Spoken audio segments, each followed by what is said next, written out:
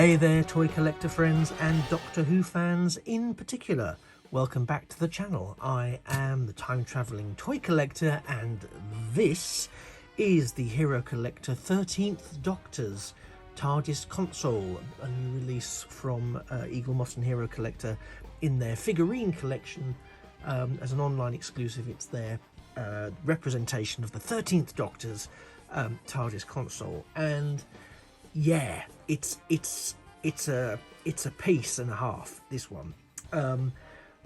Reviewers have elsewhere been quite split on this, and I've seen quite a bit of chatter on Twitter and other social media about the initial impact of the visual representation of this model, and it has created a bit of a, I mean, you know, it's a real Marmite design in the show, for one thing, but it's certainly a Marmite design for Eagle Moss and for Hero Collector, and I for one am quite surprised that they've produced it. I'm also pleased they produced it, because I think personally speaking, I think it's really great to have a range of the different consoles, because whether people like it or not, this is the Doctor's console in its current iteration of the show, so it absolutely has a place in the collection.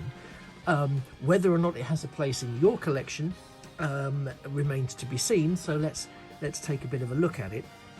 Again, I've put it with character options versions of the 13th Doctor's TARDIS exterior and the 13th Doctor figure itself, just for a bit of size comparison and to situate it so you can see how it doesn't quite scale. It certainly doesn't scale with the police box exterior, but that's kind of the point of the show, to be honest. But you can see how it works with the figure, and if there is any toy photography interest in your desire to collect, then you know you might be able to make, using perspective and using different lighting techniques and different backdrops, for example, you might be able to make this work for you on that front, or you might just like to collect TARDIS consoles, and there's nothing wrong with that. I'm going to zoom in a little bit more into the main event itself, and then we can pan a bit up. So this is what the magazine's classifying as the time crystal, which is the central portion of the console itself, and it has been produced here. I had real reservations about it. I mean, it looks interesting, but I had some real reservations about it, but actually in hand it's not quite so bad as I may have been expecting. And if you light it in the right way, you do get a sense of a glow. I'm not sure if it comes over particularly well on the camera, but you do get a bit of a sense of an ethereal glow to it. And so my issue isn't really with the crystal. And interestingly, this crystal, it's obviously not crystal, I hasten to point out. You can't see it at the moment, but you will see it shortly. It does feed right through into the base of the console model, and I'll look at that in a bit more detail. Where I take a bit more issue, and I'm zooming in again a bit more here, is, and this is a bit of a shame, because I have to compare this to the others that have come before it, and there has been, in the main, an awful lot of detail. Yes, sometimes the individual paintwork hasn't been particularly accurate, or there's been a bit of bleed, etc, etc. Here, it's a bit of, I was going to say whitewash, but it's more of a yellow wash, with perhaps not as much detailing as we've seen on other models. And I think for me, this is, and I think for others as well, this is perhaps the biggest disappointment of this model. That said, there are some other neat touches that I do like and do congratulate and celebrate in the model. One of them's coming around now. It's this very small crystalline police box representation that we saw from the beginning of this console's appearance in the show, which is to demonstrate what the chameleon circuit is currently projecting as the exterior shell of the TARDIS. Please see the magazine that comes with it, which we'll take a look at in a second.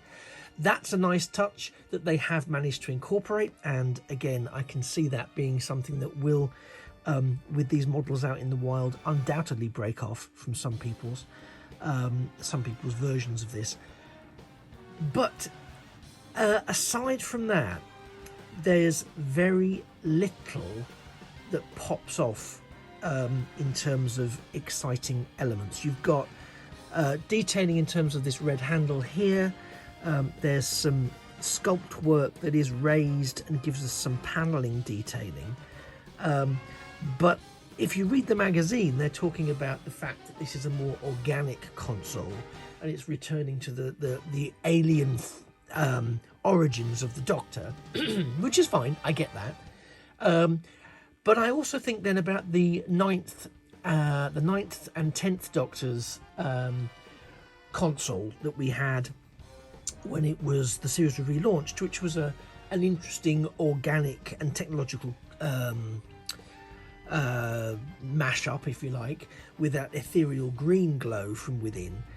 And that has certainly, if you look at the character options model, and maybe that's something that we will look at, it has a lot of detail. It runs the risk, and I wonder if we ever see that in the Hero Collector version, of it actually looking like this but with a green paint to it. That for me would be really, really disappointing, because there was a lot of features in that TARDIS, and I think this one suffers from a lack of detailing. Ironically, when you look through the magazine, it does comment on the fact that this was a very kinetic, designed to be a kinetic console, in so much as Jodie Whittaker, who's playing the current incarnation of the Doctor, wanted to have things to touch and feel and maneuver about and play with on the thing, which I totally get. I don't see that manifesting in this model. We don't see it. We have some very plain surfaces. We have some really quite extensively plain surfaces, which you'll see in a second. In fact, more detailing seems to have gone on underneath the console, which you'll see in a second, than actually on this element of the console itself. So as you know from other reviews that I've done, or explorations that I've done of these console models, I am going to lift it up so you can get a look at it.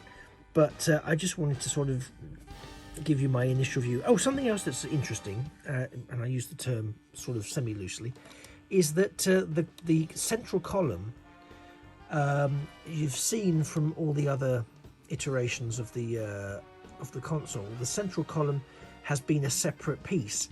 This is the first time, apart from the Fourth Doctor's secondary control room, which is the much smaller console model anyway, that a piece of this size has come as a single entity. It's come without something that you have to sort of put together to make it stand up. So here we go. I'm going to lift it up now for you, so you can see some of the detailing up close and personal. So I'll start with the slightly more disappointing aspects, which is this main body. Now you can see there are various devices and pipes and grills and speakers and wire, what allegedly is wiring, fitted into the top of the console there. So there is some panel detailing. There's different levels within the console itself, but again, it's just, there's not a lot going on, and there's far more going on in the actual mechanism, and some of it's just a little bit, it's a bit oversimplified. We have got some crank wheels there. We've got some of the piping there. We've got a little bit of unfortunate paint bleed between where the crystal starts and where the rest of the model meets it. That's a little bit rushed looking. If you look under that metal section there, you can see that metal is an implied metal. It's obviously not actually metal. And again, the crystal here goes into appears to go into a slot, so it doesn't really tally up from a perspective model either. I am very taken with the little tiny, as you can see that in focus, the little tiny TARDIS model. That's quite well detailed considering its size. We've also got these crystalline elements that hang around the edge, so there's a bit of polystyrene getting into the base, which is consistent around the whole piece. And then underneath you can see what I meant about the time crystal continuing down behind the pipe work there. You can see it there in the background as it disappears into the base of the plinths much as we've seen with some of the previous TARDIS console segments from other pieces. But if you look, I'm going to try and move it slightly further backwards for this bit. If you see here, you've got these leg sections here, surrounded by these really complex pipes, and this sort of pipe arrangement. And I've got to be honest, I really like that. I think that's a nice bit of detailing in an area that would usually be a little bit thrown away. So in a space where we would usually not see quite so much attention paid, they have put quite a bit of work in. Now, whilst I'm fascinated by TARDIS plumbing, and as I say, I do like that, I can't pretend I wouldn't have liked to have seen a bit more detail and a bit more accuracy around some of these various sections and segments. Now, that's not to say that I understand that other people, if you've watched my videos before, you know that I do make a point of acknowledging this, because I think it's important, I think it's just and fair, that these models are within a certain scale and are to a specific price point. So I get that you're going to have some compromises and some limitations on what can be included and what can't be included. I get all of that, and I'm not suggesting that they can be 100% screen accurate for, you know, $40. I get that, but they have achieved more with less on other models. So, you know, given that it's kind of a substantial centerpiece collectible, I just wish they'd spent a little longer on the surface design and pulling out some of those little nuances of the console. It's well within their ability to do so. They've done it with other consoles, so it's such a huge shame. I'm also just going to sort of pull in front now. I might have to just pull out slightly so I don't lose you. Is the magazine. So we get the figurine collection, and here we have the magazine. This is the TARDIS in situ, and you can already see from the picture there the level of surface detailing that isn't included in this version. But you know, it is what it is. So a quick flick through the 13th Doctor's console. There are quite a few. There's the lovely crystalline TARDIS that I'm so taken with. The doors, which of course we don't get with this set, so thanks. We do get a breakdown of what the different sections do, and again, almost in an own goal. This is the console broken down to what it does in each section, and you can see from this aerial view all the different component parts as Hero Collector in this publication are choosing to present them to us. Okay, so they're giving us that in the magazine. There's a little microphone there. They're giving us all of this. Here's another photograph of all those detailed parts. Now you can really see it here. You can really see those inlaid sections. I mean, look here and here, for example. You can see all of those inlaid sections, the various blue strips that are peppered throughout the console. And then you get this. And here we see lots of spaces, so lots of white lots of blank vacant spaces, where in their own magazine they are detailing that there is additional whether it's wiring, whether it's embedded circuitry. You know, we're into sci-fi, we'll buy whatever it is, but it's a bit it looks to me unfinished. There's some real elements there where I'm thinking, but you've left this empty, and you're showing us in the magazine that it's not empty. Something is missing, and sadly for me, this is, you know, what causes us some problems with this particular model. And I think that's a bit of a shame, because they really have gone all out in other editions. So I guess in summary, this is a,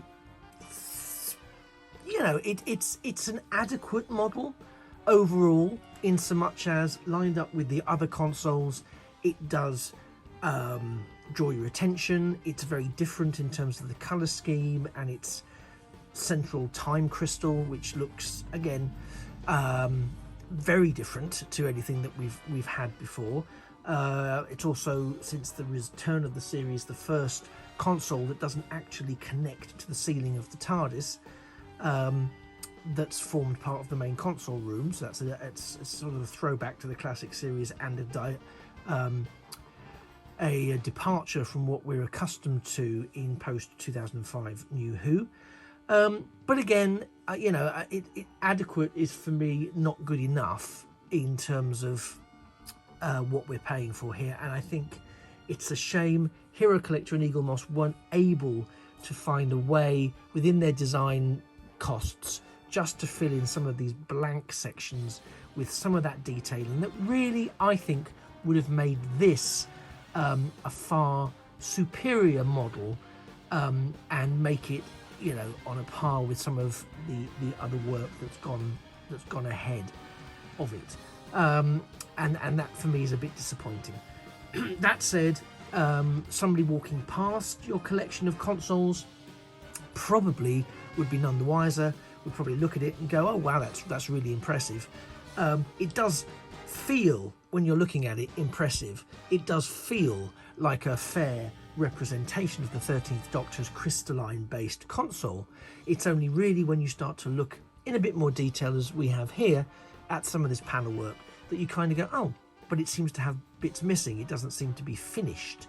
Now, whether or not that means it's something that you think you would like to have in your collection, well, only you really know the answer to that.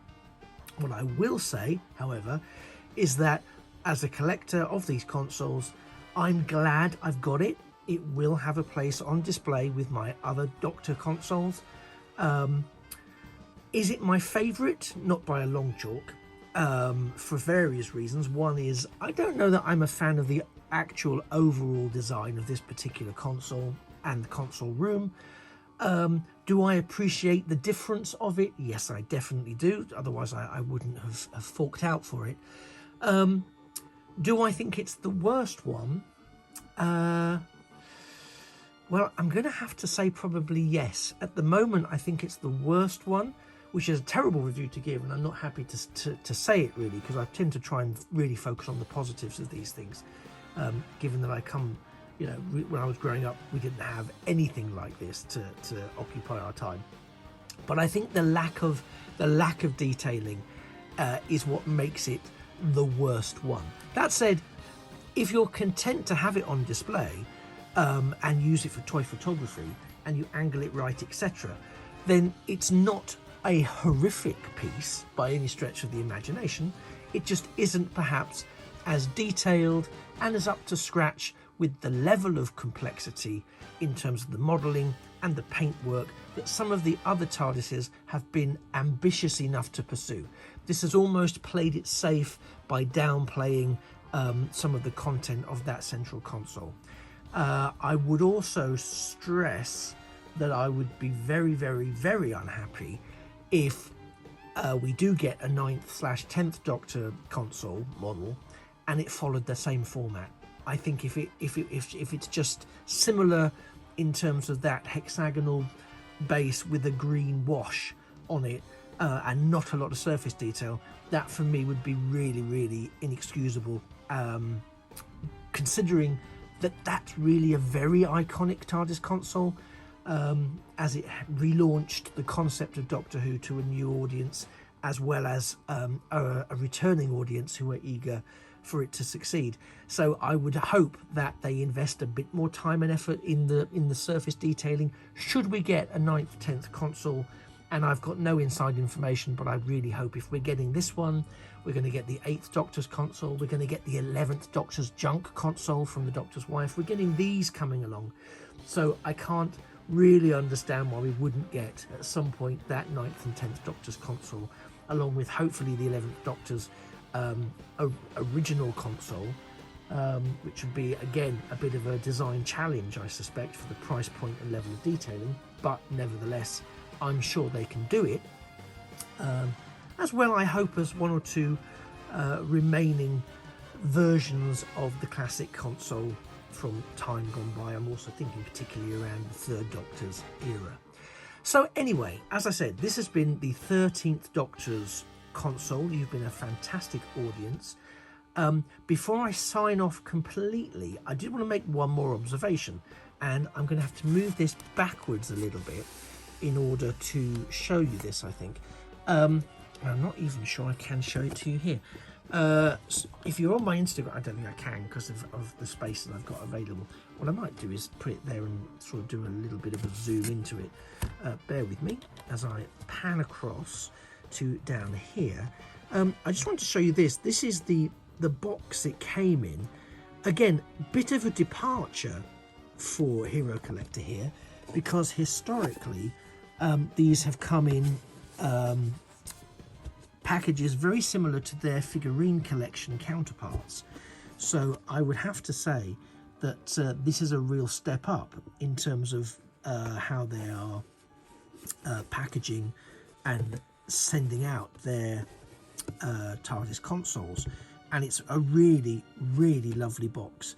So I know that's probably a little bit like, we don't care about the box, we care about the product, but for me, I thought that was quite an interesting development, because again, Hero Collector usually for the consoles have had them in the little plastic individual boxes, much like the Daleks from the Dalek Parliament set, which I've also been covering on the channel. So if you've not seen those, go and have a look at that and you'll get a sense of what I mean. So yeah, I was really pleased with the upgrade in the box arrangement for this, and the extensive polystyling that kept it safe.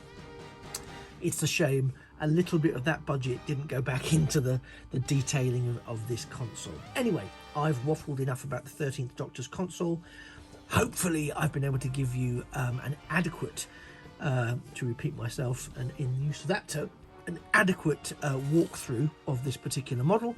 Enough for you to decide whether or not this does warrant a place in your collection, or whether it's helped you realise that maybe this is one you're going to give a hard pass to. I'm glad I've got it. If I was forced to choose between this and the 8th Doctor's console, I probably would have picked the 8th Doctor's console. But I'm in the fortunate position of not having to choose, so hopefully I can come back soon with a review and a walkthrough of the 8th Doctor's console, and we can see whether the level of detailing on that is in advance of this one. I'm quietly confident from the initial pictures I've seen that it may well be. Anyway, thank you for spending the last 25 minutes or so with me. I appreciate your valuable time. I hope if this has been useful in helping you reach a decision about purchasing it, you'll hit the like button of the video, and as well, while you're there, drop a subscription to the channel so you never miss a future console video, or indeed any of the Dalek figurine reviews from the Parliament of the Daleks that I've got up, or indeed other genres such as Transformers, Star Wars, Star Trek, etc. It's always great to have someone else along, and I hope you will join us for a future video with the time-travelling toy collector. In the meantime, I shall let you go, and I hope very much to see you in the future. So take care, and remember that a thing of beauty really is a toy forever. Bye-bye for now.